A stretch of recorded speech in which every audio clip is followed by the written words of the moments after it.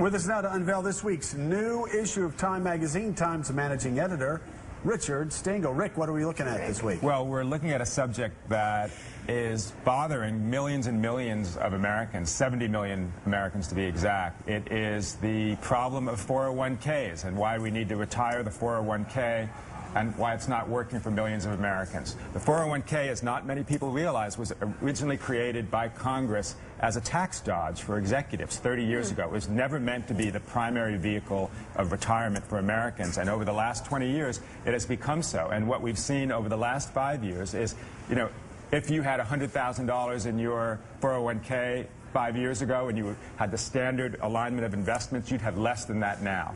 And what's been a disaster for people with the going into the Great Recession and now coming out of it is that the way the 401k works is that the closer you are to retirement, the less choice you have and the more money you're likely to lose. So people who are retiring were going into their retirement with hardly anything in their 401k. So, and we hear time and time again people having to work past retirement age, past 65, or some even working into their 70s because their life savings were blown over the past couple of years on 401ks. Right, and in fact there's a quirk in the 401k, which is the closer you are to retirement, the more likely you are to lose money if the stock market goes down because you're putting less money into it. So that's what happened to a lot of people. So we talked to dozens and dozens of people who, you know, who have retired but now have to work. And, you know, originally the 401k was meant to be a supplement to the kind of retirement that you would have, pension plus Social Security.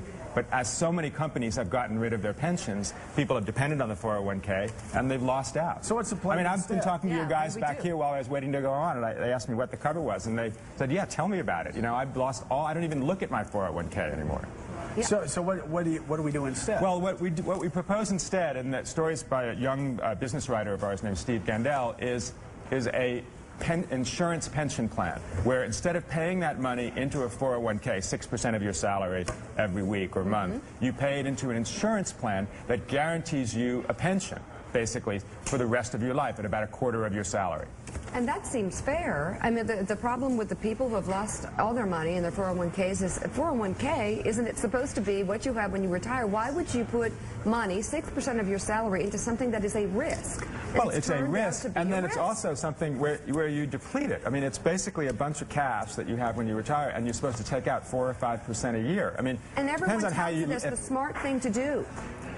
It was for a long time. There's a whole business. I'm not sure it was. I mean, it's not even 30 years old, right? So you have a whole class of people who have grown up, these investment advisors who take this thing and are telling you to do something that nobody has tested or not. It's like a vaccine that they haven't really tested and they don't know what the long-term influence is. But in fairness, there was an assumption that because you allowed wealthier executives to do it, that would mean that it would be a good thing for but middle remember, class. it was meant I'm not saying it was right. I'm just saying, but at the time, because we had that plan in Congress, as Joe remembers, and it was widely encouraged that you take advantage of this, and we encouraged our constituents for that reason. But it was for executives who were trying to shield some of their income from regular tax in real time, so that they could put it away where it wasn't going to be taxed. It was, you know, workers weren't even eligible for it when it first started 30 years ago.